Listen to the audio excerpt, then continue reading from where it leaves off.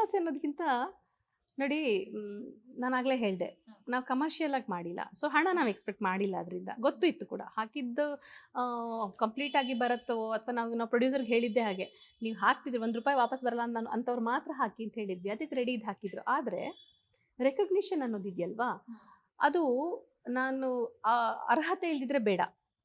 ಅರ್ಹತೆ ಇದ್ದು ಆ ಅರ್ಹತೆ ಇದೆ ಅಂತ ನಮಗೆ ಗೊತ್ತಾಗಿ ಕೂಡ ನಮಗೆಲ್ಲೋ ಬೇರೆ ಬೇರೆ ಮೂಲಗಳಿಂದ ಇನ್ನು ರೀಚ್ ಆಗಿದೆ. ನಿಮಗೆ ಈಗ ಬೆಂಗಳೂರು ಫಿಲಮ್ ಫೆಸ್ಟಿವಲಲ್ಲೇ ನಾನು ಇವತ್ತು ಹೇಳ್ತಾ ಇದ್ದೀನಿ, ಗೊತ್ತಿಲ್ಲ ಹೇಳ್ಬಾರ್ದೇನೋ, ಹಿಂದಿನ ದಿನ ಬಂದು ಎಷ್ಟೋ ಜನ ನಮಗೆ ವಿಶ್ ಮಾಡೋರು, ನಿಮಗೆ ಅವಾರ್ಡ್ ಬಂದಿದೆ, ಕಂಗ್ರಾಟ್ಸ್. ಯಾಕೆ ಕಂಗ್ರಾಟ್ಸು ನಿಮಗೆ ಅಂದರೆ ನೆಕ್ಸ್ಟ್ ಡೇ ಅನೌನ್ಸ್ಮೆಂಟ್ ಇತ್ತು. ಹಿಂದಿನ ದಿನ ಕೆಲವರೆಲ್ಲ ವಿಶ್ ಮಾಡೋರು, ಯಾವ್ರು ಹೆಂಗೆ ಗೊತ್ತಿತ್ತೋ ಗೊತ್ತಿಲ್ಲ, ನಮ್ಗೆ ಗೊತ್ತು ಅಯ್ಯೋ ಏನಾಗ್ಬೋದು. ಆದರೆ ನೆಕ್ಸ್ಟ್ ಡೇ ನಡುವಾಗ ನಮ್ಗೆ ಅಲ್ಲಿರಲಿಲ್ಲ. ನ್ಯಾಷನಲ್ ಅವಾರ್ಡಲ್ಲಿ ಕೂಡ ನಮ್ಮದು ಇಲ್ಲಿಂದ ಇದರಲ್ಲಿ ನಮ್ಮ ಏನು ಹೇಳ್ತೀವಿ ಸೌತ್ ಝೋನಿಂದ ಕಳಿಸಿದ್ದೇ ನಮ್ಮ ಸಿನಿಮಾ ಅಂತ ಗೊತ್ತಿತ್ತು ಅಂದರೆ ಅದು ಹೇಗೆ ಅಂದರೆ, ಅದಾದ ನಂತರ ಅನೌನ್ಸ್ ಎಲ್ಲ ಆದ ನಂತರ ಒಬ್ಬರು ಜೂರಿನೇ ಓಪನ್ ಸ್ಟೇಟ್ಮೆಂಟ್ ಕೊಟ್ಟಿದ್ರು ಹಿಂದೂನಲ್ಲಿ, ನಾವು ಕಳಿಸಿದ ಮೂವಿ ಅಮ್ಮಚ್ಚಿ ಅಮ್ಮ ನೆನಪು ಅದ್ರ ಬೇರೆನೇ ಆಗಿದೆ ಅಂತ.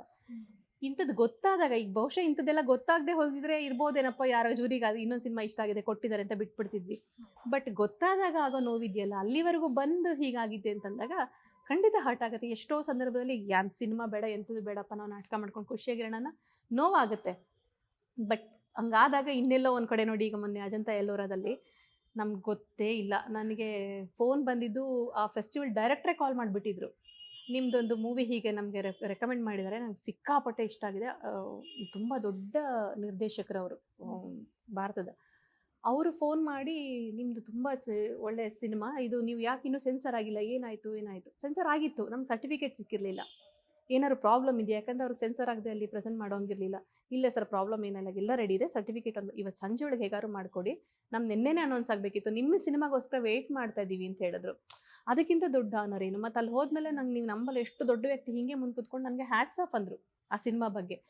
ಹಾಗೆ ಸಿಕ್ಕದಾಗಿದೆಯಲ್ಲ, ಎಲ್ಲೋ ಬೇಡ ಸಿನಿಮಾ ಮಾಡೋದು ಅನ್ನೋದು, ಮತ್ತೆ ಇಲ್ಲ ಯಾರೇನಾರು ಅಂದ್ಕೊಳ್ಳಿ, ನಾವು ಮಾಡಬೇಕು, ಎಲ್ಲೋ ಅದು ಗುರುತು ಸಿಗೋ ಕಡೆ ಸಿಗುತ್ತೆ ಅಂತ ಒಂದು ಖುಷಿ ಸಿಗುತ್ತೆ ಮತ್ತೆ.